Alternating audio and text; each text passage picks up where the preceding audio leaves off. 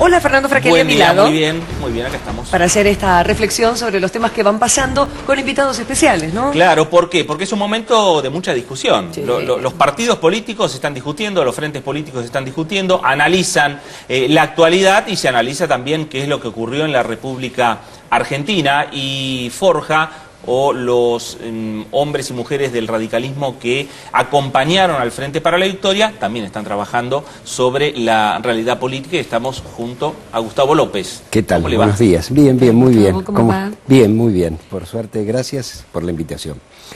Bueno, a ver, Gustavo, usted fue subsecretario general de la Presidencia de la Nación durante el gobierno de Cristina Fernández de Kirchner.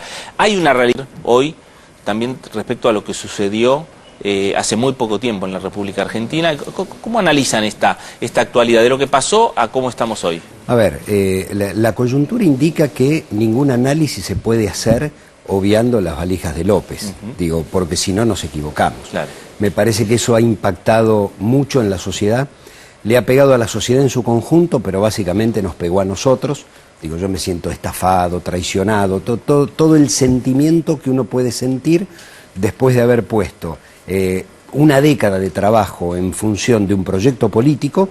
La gente tiene que entender que nosotros nos acercamos a Néstor Kirchner por las propuestas políticas de él, y fuimos muchos del radicalismo que rompimos nuestra vieja tradición partidaria para sumarnos a un proyecto con el que coincidíamos: renovación de la Corte, nuevamente los juicios por los crímenes de lesa humanidad, la renegociación de la deuda externa, el no al ALCA, las asignaciones universales, la jubilación, bueno, la expansión de derechos, la ley de medios, la ley de matrimonio igualitario. Digo, todo eso nos llevó a acompañar un gobierno.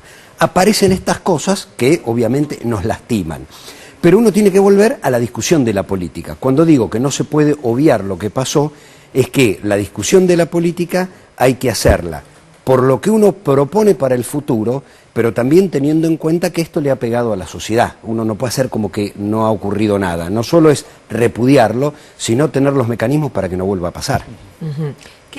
¿Qué pasó en el medio para que hubiera semejante estructura que ahora se está judicializando, que se ven ahora los avances desde que has estado en el cargo ese? Yo lo que noto, aquellos que dicen que acá había una cuestión estructural de la corrupción, la verdad que no es así. Yo repito palabras de Alberto Fernández.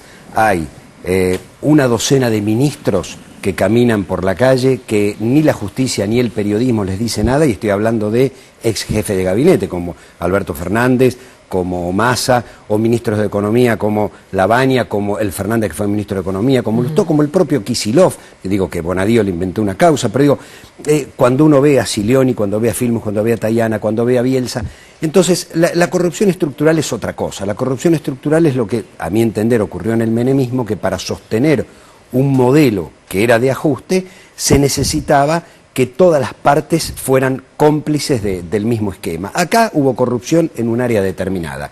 Y me parece muy bien que la justicia investigue, avance y que esto se cambie. Digo, porque a mí me preocupa que en el gobierno de Macri va a ocurrir exactamente lo mismo. No es que va a cambiar.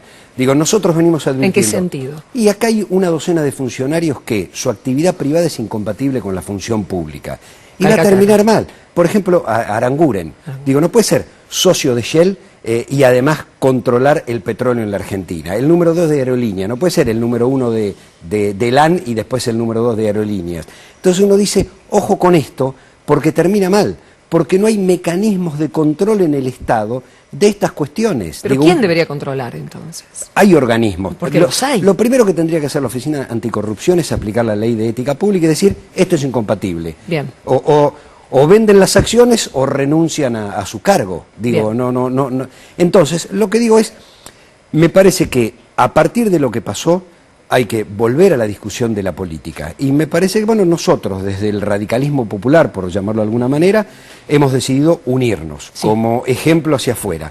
El Movimiento Nacional Alfonsinista de Moró, los Irrompibles de Santoro y Forja, nos unimos en un único partido, el MNA Forja.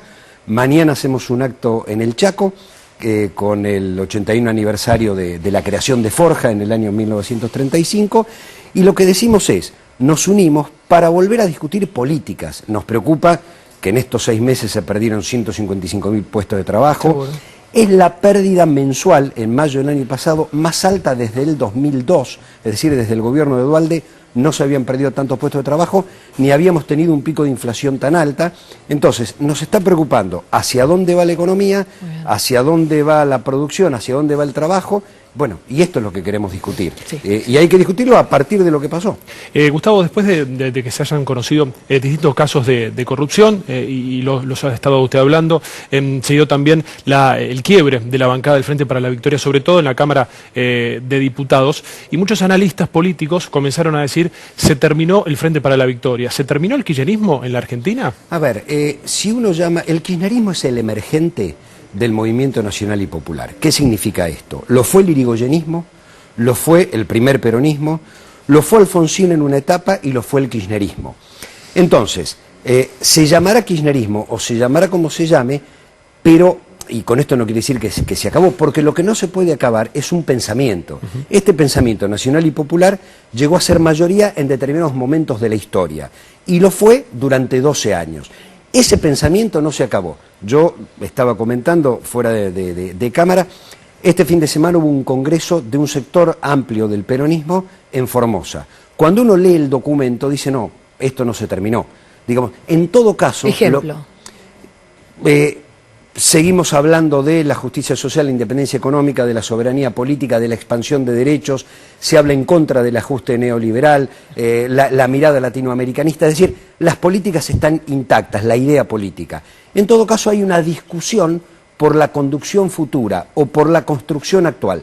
¿Es lógico que en este momento el bloque del Frente para la Victoria pierda diputados? Es bastante lógico porque se perdió una elección. Esta reconfiguración se va a terminar el año que viene cuando vengan las elecciones. Ahora, ¿qué es lo importante para nosotros? Ya no existe el bipartidismo, no existe el peronismo que represente a un todo o el radicalismo que represente a un todo. Hay en el campo neoliberal conservador, radicales, peronistas y obviamente conservadores, y del otro lado, en lo que yo llamo el campo nacional y popular, también hay peronistas, radicales, socialistas. A mí me parece que esta reconfiguración de dos grandes frentes se va a mantener en la medida que las ideas se mantengan. Si después el peronismo vira hacia la derecha, obviamente habrá dos modelos parecidos. Yo creo que no, que esto se va a mantener. Entonces, no importa cómo se llame, si Frente para la Victoria, si Frente Ciudadano, en realidad va a ser un bloque que vuelva a representar esas ideas con la experiencia de estos 12 años. Y yo creo que a la gente lo que le tenemos que ofrecer es debate de ideas. Gustavo, volviendo a hablar sobre el gobierno nacional, los funcionarios del gobierno, ya lo han dicho en varias oportunidades, dijeron, el segundo semestre la situación socioeconómica va a mejorar. ¿Ustedes qué piensan? No, lamentablemente creo que no. Prat Gay asumió el otro día que la inflación va a ser del 42%. Y dijo que recibió una inflación del 30%. En realidad recibió una inflación que arañaba el 25% y prácticamente la duplicó. Entonces, todas las medidas que se han tomado fueron de desfinanciamiento del sector público, pero no fueron al sector productivo. Digo, cuando vos le sacás las retenciones a las grandes acopiadoras de cereales, no es que se la das al sistema productivo cerealero, se la das a las 5 acopiadoras de cereales. Entonces, esos 75.000 millones de pesos que dejó de recibir el Estado, o lo que dejó de recibir por las mineras, o lo que dejó de recibir por los autos de alta gama, esos 100.000 millones de pesos no están. Entonces, si no están, ¿cómo financiás? En este momento con endeudamiento externo. Entonces, cayó la actividad económica, cayó el PBI casi en 4 puntos en un semestre. Lo que va a pasar es que a lo mejor se detiene la inflación, pero por una recesión económica muy grande. Ayer lo dijo Urtubey, el de la Unión Industrial. Él no espera en el segundo semestre nada nuevo. En todo caso, me parece que se han tomado políticas ortodoxas, neoliberales, cuando ya se ha demostrado que esto no va para ningún lado.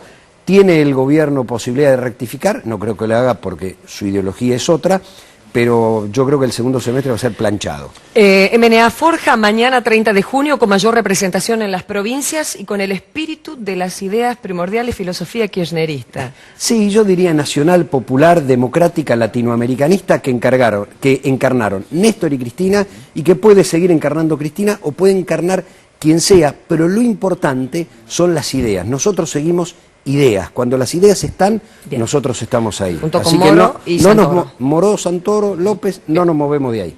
Gracias. Gracias. Muy amable. Muy bien, muchas gracias. Seguimos con más información con los títulos principales, noticias Así del día. es, a las 8:30 Fraquelli. de la mañana.